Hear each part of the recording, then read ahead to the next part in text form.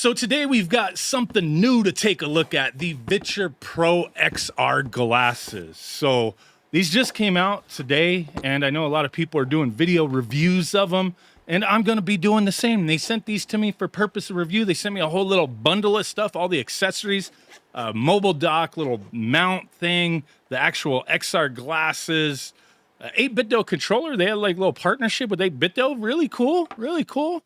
The controller is just like a Bluetooth Ultimate controller, and it's fine. Looks great, functions all right. Xbox layout though, so keep that in mind. But let's get to these glasses. So these, you strap them to your face, and you could plug in numerous devices, and you get what essentially they say is a 135-inch screen. So pretty big screen. A lot of companies make these crazy claims with these types of glasses, like, oh, it's a huge screen. It's just kind of, you're getting that perspective. It's actually, obviously, it's just a little screen in front of your eyes, but the perspective and just the way it appears, yeah, it's a pretty nice sized screen. It's very clear as well. And with these lenses, they go up to 120 hertz. They state they have 4,000 nit brightness with their micro LED display technologies. One of the nice things I liked about these is they have myopia adjustments, which is essentially for like nearsightedness. I'm nearsighted in one eye, farsighted in the other. Yeah, my eyes are all jacked up. What do you want me to do about it, right? I wear glasses. I don't wear contacts though, so that's a problem for me with stuff like this. It's kind of difficult, like if there's no lens attachment that I could get with a prescription, which I don't have anything that fits with this, so I'm just kind of at the mercy of the displays, but they were pretty clear, especially making those adjustments. I didn't really have too much of an issue.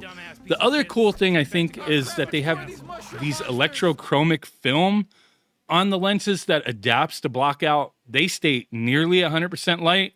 They didn't say 100%, nearly 100%. And it does work great. And there is a button you could press to just have it go completely dark. I'd say, you know, maybe not 100%, but they didn't say it was 100%. They said near, but it definitely is damn near close. So that works out great. They do have these like shade things that you could buy for like $9 attached to them to block out the light. That's okay. I don't know if you necessarily need them, but they do have them. So the glasses, they are comfortable. They weigh about 78 grams. They do include some additional nose pieces to help people with different nose shapes find a better fit, I guess. And another thing that you'll see in their marketing is like, hey, no ghosting, no glare. In my time with this, testing on numerous devices, yeah, I had no issues with ghosting or glare. They're pretty damn clear looking, you know, displays with these things. They also state that they have a Harman Audio EFX 3D sound built into them. But with my time using them, I wouldn't rave about this sound at all. It seems mostly fine for like casual use, but if you want to get some really crystal clear audio and hear everything, I would probably use my own earbuds depending on the device that you're using with this. So like I said, can be plugged into numerous devices. One of the biggest selling points they point out is using them with the Nintendo Switch, which makes sense. Well, you could use these with your PS5, your Xbox, and plenty of other things. Switch is already portable. So with the add-on accessory they sell, the mobile dock, it's easy enough to just pack this ish up with your Nintendo Switch, take it wherever you want. Same thing can be said for handheld PCs as well, which I did test out. Works great with the Asus ROG Ally and the Steam Deck and, you know, numerous others. Those are the only two that I have, so that's what I tested, and it worked just fine. But, you know, depending on the person, like, are you going to get use out of something like this? I have a family, and we're not really fighting over the TV or anything, but say you are, or you want to do something else and you want to chill, somebody's watching TV, like, yeah, plug these things in and play your game so you're not really bothering anybody, I guess. You know, hey, watch some movies.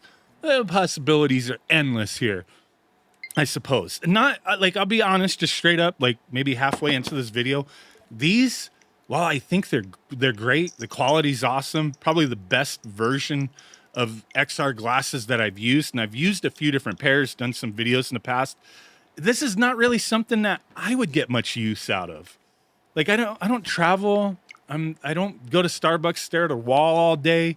But, you know, if you do, like, hey, you have this big ass display in front of your eyes, right? And do all sorts of things, some privacy, whatever you do, and it's private because nobody else can see. That's your business, right? So they also have this neckband accessory, which weighs just under 200 grams, plugs directly into the XR glasses. All the connection is like magnetic, so that's kind of nice.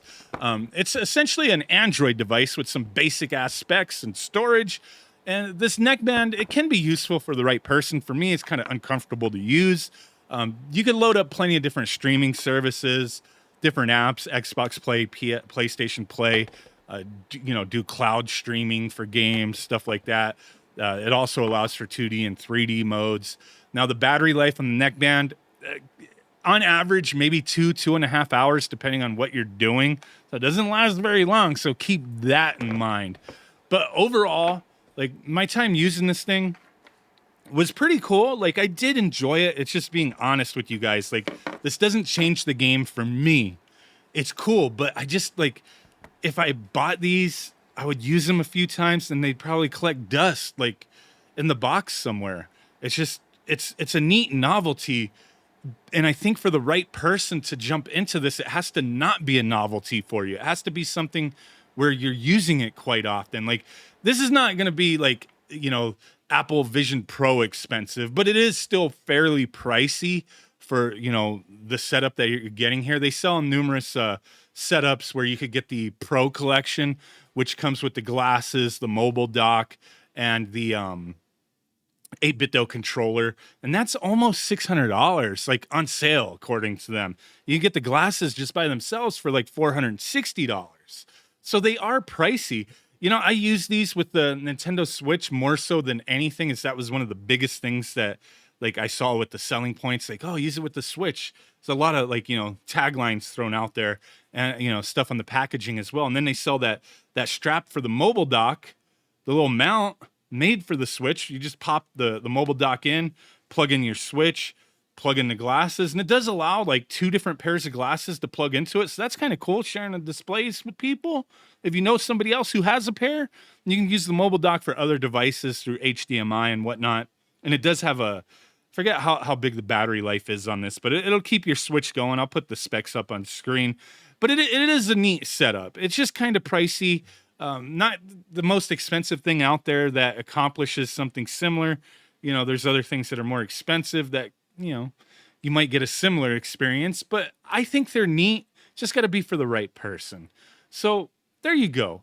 Tell me what you guys think. Maybe not for me, but maybe for you. Appreciate y'all. Bye. All right, here we are. Here in Shitland, about ready to get shit on.